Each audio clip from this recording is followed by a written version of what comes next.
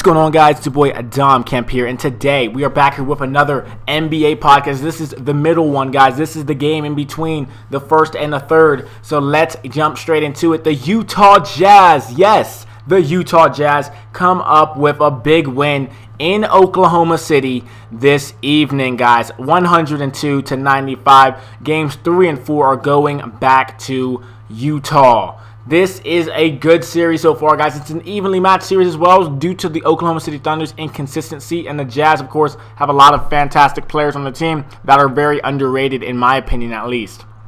So, what we're looking at right now, guys, is the box score for the Utah Jazz. Derek Favors, 37 minutes played, 8 for 14 from the field, 20 points, 16 rebounds. What in the world is going on in this game?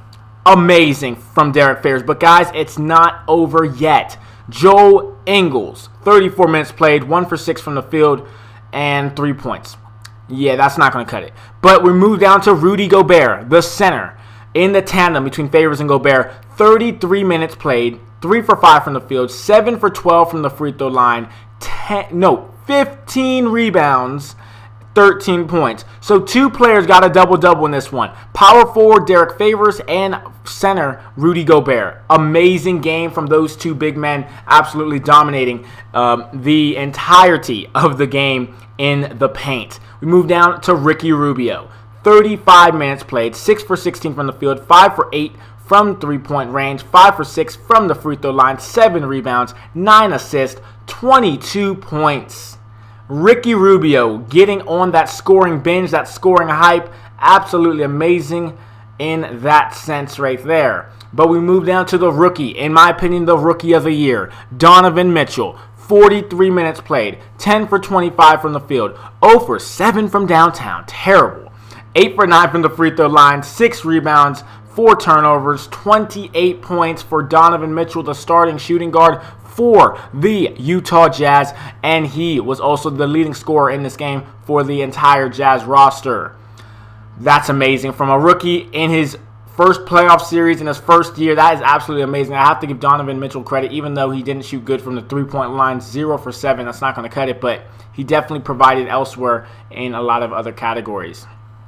Looking at the bench mob squad, we got Jonas Jerebko, 13 minutes played, 5 for 9 from the field, 5 rebounds, and 10 points, guys. So he was the leading scorer off the bench unit, the power forward, Jonas Jerebko. Not bad at all. We move down to the team stats, guys. 35 for 84 as a team. That's not very good. 41.7% from the field. That is not good at all, but they somehow managed to escape. And, of course, we're going to look at the Oklahoma City Thunder roster just to see. 3-point range, 9 for 29 for the game, 31% even. Free throw line, 23 for 33, 69.7%. So they did play a fairly sloppy game, in my opinion at least, guys. But they definitely still scored, and that's all that matters. As long as you keep shooting, eventually the ball's going to go in the net. And that's why they scored in total 102 points in Oklahoma City.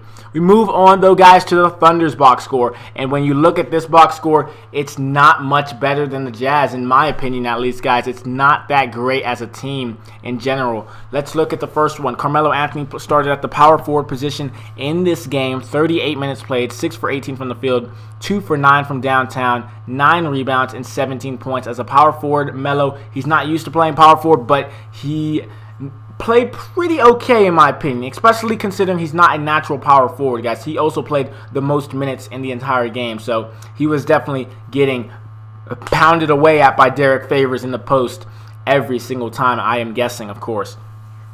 We move down to Corey Brewer. Brewer is also a forward, so in Oklahoma City Thunder, it didn't necessarily have a shooting guard. If you consider Paul George a shooting guard, then that's pretty much their shooting guard in this starting lineup game right here. Brewer, 29 minutes played, 4 for 8 from the field, and 11 points, guys. It's not the best game overall for Corey Brewer, but he did shoot 50% even.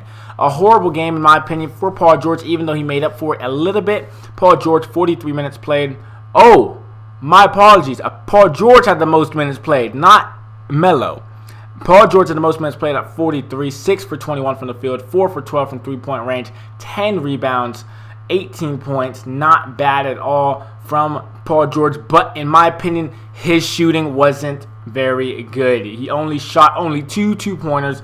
The rest were pretty much three-pointers, guys. So, yeah, not the best in this game for Paul George, starting shooting guard. And, yeah. Steven Adams, the starting center, guys, we look at him, 22 minutes played, 4 for 5 from the field. He had 7 rebounds in total and 9 points. He didn't get that plus 10 he wanted, because if he did, then everybody in the starting lineup would have scored over double digits. Russell Westbrook, though, guys, a player who is absolutely crazy, one of the best point guards in the NBA, if not the best, in my opinion at least. 37 minutes played, 7 for 19 from the field. He is a very streaky shooter as well, guys. He's not really known for shooting. He's known for driving and slamming on your forehead. So that is Russell Westbrook, and in a nutshell, almost had a triple-double, 9 rebounds, 13 assists, 4 steals, 19 points, guys. So not bad there from Russell Westbrook, but, guys, it wasn't resulting in a win. And, of course, in the regular season, yes, you can pad your stats all you want. But in the playoffs, it's a team game, and that just goes to show you right there, 7 for 19. That's not good from Russell Westbrook. Then again, Paul George is no better, 6 for 21. So both of them, and Melo, 6 for 18, guys. So all 3 of the stars for OKC have failed in their attempt to take a 2-game lead series over the Utah Jazz, going back to Utah. We look at the bench, guys, and the player who played the most minutes off the bench as well, scored the most points, was Jeremiah Grant. Here, let me check real quick just in case if that is his name. Jeremiah Grant. Yes, Jeremiah Grant ended up scoring 13 points, 6 for 10 from the field, so not bad, but 6 rebounds as well. So he played a pretty decent game off the bench, guys. Jeremiah Grant ended up doing so. We go to look at the team stats, guys, and it's not much better than the Utah Jazz, and somehow the Jazz won this game. 36 for 90 from the field, 40.9%. 11 for 35 from a three-point line, 32.4%, 12 for 18 from the free throw line, 66.7%, and that totaled as a whole, guys, 95 points, guys, for the Oklahoma City Thunder. So they're going back, guys, to Utah just to see how games 3 and 4 end up, guys.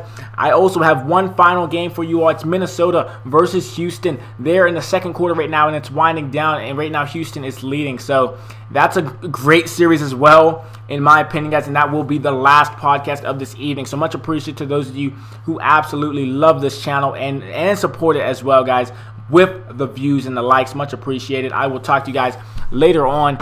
Very, very soon, though, guys. Very soon. It's only the end of the second quarter, so it's winding down rather quickly. But that is it, guys. Thank you for listening to this podcast, and I will talk to you guys later. Peace, guys.